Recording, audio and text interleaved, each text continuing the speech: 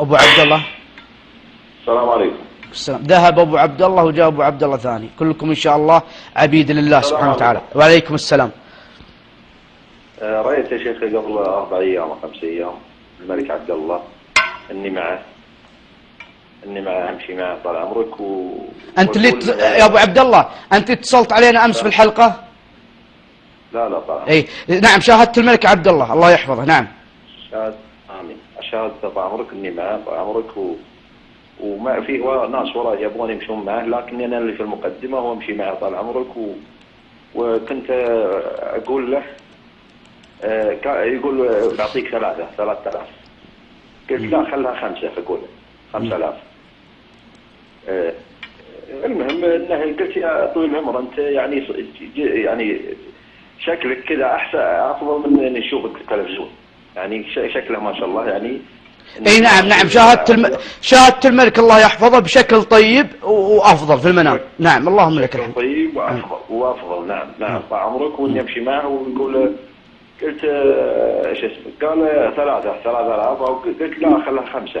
اقولها له 5000. ايوه كان صحته يعني اقول انت صحتك افضل من اول، يعني افضل من التلفزيون اللي يشوفه في التلفزيون. الحمد لله، وان شاء الله نتحسن في صحة خادم الحرمين الشريفين الافضل. نسأل الله سبحانه وتعالى ان يشفيه وان يطيل الله سبحانه وتعالى عمره على طاعته. نعم، فهذه ان شاء الله كذا بشارة لك وبشارة باذن الله للملك في تحسن وضعه الصحي. انتهت يا ابو عبد الله ولا باقي؟ انتهى طال عمرك. اي بس في نقطة يا ابو عبد الله، هل اعطاك 5000 في المنام او ما حصلتها؟ لا ما اعطاني، انا هو يقول اعطيك 3000. قلت 5. قلت انا اقول له 5. ابي 5. شوف بعلمك يبتسم كذا بعلمك يا ابو عبد. كم عمرك يا ابو عبد الله؟ انا تقريبا قبل 40. وكيف وضعك المادي؟ والله يعني اي عموما الملك يدل على تملك لك، يعني الزوجة حامل او شيء؟ لا والله. وانت متزوج زوجة واحدة؟ نعم. ولا فيه نية للزوجة الثانية؟ والله النية موجودة. والله يا وانا اخوك ما بيتكلم، خاف ام العيال تسمعك الحين. لا حتى لو تسمعني طال عمرك ثم عاد تقعد. لا واحدة ولا 2. انا اخاف من كذا يا ابو عبد الله. تسمعك ام العيال ثم عاد تجلس، لا واحدة ولا 2 جالس. لا والله الله يستر، والله الايام هذه لا عموما ما لها علاقة بالزواج.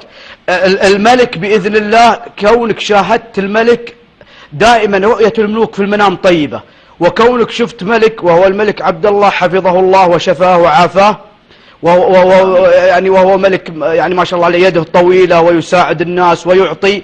هذا والله أعلم تحقق لك في موضوع معين، يعني كنت مقدم على معاملة معينة على جهات معينة محتاج مال سيأتيك، بس تبي صعوبة لأنك ما قبضته بيدك. يعني قد تطلب أنت مال من جهة معينة وكذا ما يجيك لا يأتيك بالمبلغ الذي تتمناه، لأنه مثلا قيل لك في المنام 3 تقول لا لو تخلونها 5 وهكذا. الحاجة الثانية، هل عندك تملك قطعة أرض أو تنتظر حاجة؟ لا والله ما عندي. والله بلخص لك يا أبو عبد، هو تملك حاجة مستقبلا ستأتي لك، بس يبيلك اجتهاد. إن كان لك معاملة اجتهد فيها، إن كان في جهات معينة تطالب بها ماديا أو مساعدات بيعطونك، بس ليس بالمأمول يعني لأنك تقول 3000 وخلوها 5، هذا معناها. لا وفي حاجة طيبة، كونك انك مع الملك في المقدمة وفي ناس في الخلف سوف تصل الى حاجة لم يصلها ناس قريب لك او زملاء لك. لكن وش عملك يا ابو عبد الله؟ عملك؟ والله اعمال حرة. اي قل لي كذا، هذا تتعلق اذا بتجارتك يا ابو عبد. اعمال حرة في اي يعني بدون ما تدخل في التفاصيل، في اي نوع يعني؟ والله تجارة كذا من رزق الله. اي وكيف وضع التجارة حاليا عندك؟ الوضع يعني هل يعني بلخص لك، محتاج سيولة اليومين هذه من احد؟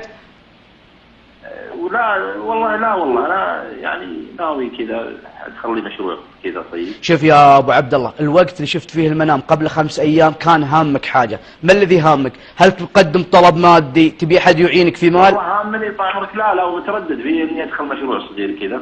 اي متردد اني ادخل مشروع. شوف يا ابو عبد الله، اي مشروع في حياتك لابد انك تسال عنه وتشوف، يعني اذا كانت يعني من جميع الجوانب تشوف ايجابيات وسلبياته، واذا عزمت وتوكل على الله سبحانه وتعالى. عموما هذا تمكن لك اذا كان في مشروع معين في كذا، ولكن يمكن ما يجيك المكسب اللي تتمناه والحاجه تتمناه، هو اللي 3000 تقول ابغى 5000، وان كان العدد 3000 طيب، العدد 3000 ذكره الله في كتابه المدد، ثم بعدين امد الله سبحانه وتعالى ب5000 من الملائكه مسومين، فاتى مدد من الله، فال5000 تدل على مدد لك يا ابو عبد الله، كلها طيبه. العدد 3000 والعدد 5000 بين الله في كتاب انه مدد من الله.